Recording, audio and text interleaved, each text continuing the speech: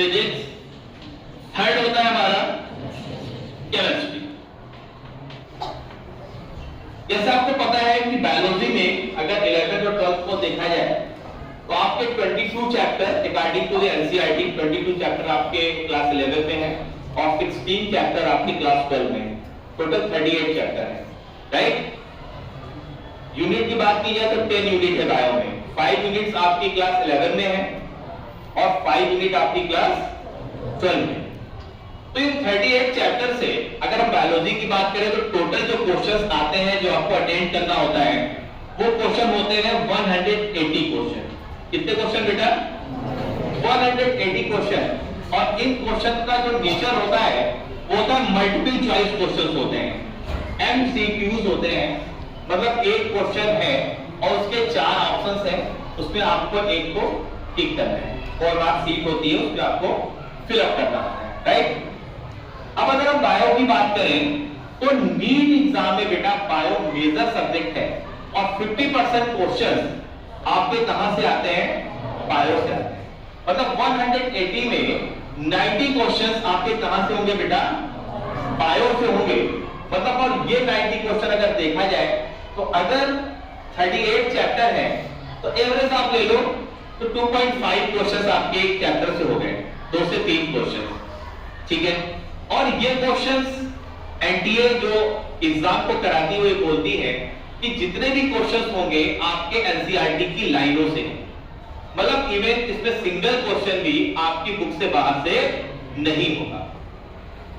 तो ये आपके लिए प्लस पॉइंट है क्योंकि आपने 11th में भी बायो पढ़ी है, क्लास 12 में भी पढ़ी है और उसी को एक बार आपको गहराई से अगर आप पढ़ लेंगे उसको, एक अच्छे टीचर से अगर आपने फिर से उसको पढ़ लिया, एक बार रिवीजन करा लिया, तो बायो में अगर मैं अपने यहाँ की बात करूं तो हम लोगों ने 90 में 86 क्वेश्चन तक बच्चों को हम लोगों ने राइट कराया पिछली बार। तो लगभग 90 में आपको नीट एग्जाम निकालने के लगभग 80 से 85 क्वेश्चन आपको सही करना होगा क्योंकि 50% आपका बायो कवर करता है, राइट। तो इसमें आपके 90 क्वेश्चन तो बेटा बायो के हो गए। इसके बाद आता है फिजिक्स, जिसमें सबसे ज्यादा डर बायो के बच्चों को फिजिक्स में लगता है। यस और नो? तो इसमें बेटा जो क्वेश्चंस होते हैं वो क्वेश्चन की क्वांटिटी होती है 45, राइट। और इसके बाद आता है आपका केमिस्ट्री। तो केमिस्ट्री में भी क्वेश्चंस कितने हो गए बेटा? 45। तो आप देख सकते हो इसमें 50% आपको किस सब्जेक्ट ने कवर किया? अब सवाल ये होता है इसमें क्या माइनस मार्किंग होती है? बहुत सारे बच्चों का क्वेश्चन होगा तो यस माइनस मार्किंग होती है। और इसमें एक क्वेश्चन के लिए बेटा 4 मार्क्स मिलते हैं। कितने मिलते हैं? 4 मार्क्स एक क्वेश्चन के लिए मिलते हैं। तो अगर 4 मार्क्स का एक क्वेश्चन है तो बायो हमारी कितने नंबर की हो गई? बायो हमारी हो गई 360 की, राइट। और फिजिक्स कितने नंबर की हो गई बेटा? 180 की, राइट। इसी तरह हमारी केमिस्ट्री कितने नंबर की हो गई? 180 की।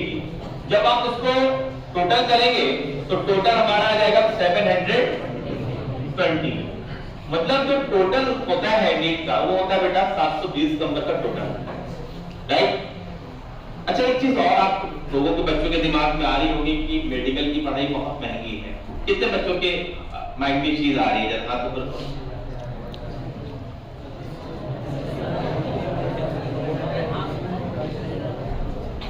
अच्छा, कोई अंदाजा कितनी महंगी कितनी फीस होगी मेडिकल कॉलेज की?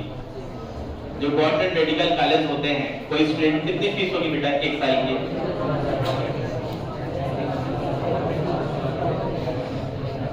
Yes anyone? हाँ,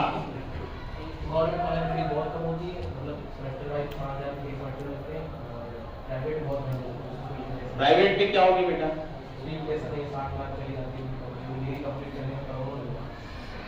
अगर आपको यही एमबीबीएस का फिर 5 साल का कोर्स है, अगर आपको प्राइवेट कॉलेज से करना पड़े तो बेटा वहां पर जो अबाउट फीस आ जाती है पूरे 5 साल में लगभग 1 करोड़ के आसपास आ जाती है।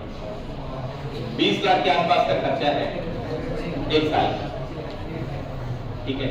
अभी बात करते हैं लेकिन अगर आपके 720 में लगभग 700 नंबर आ जाए तो सिर्फ आपको एक साल में जहां एडमिशन मिलेगा एम्स में, उसकी फीस मात्र बेटा 5000 रुपीज है, जिसमें आपको रहना और खाना सब कुछ शामिल है एक साल।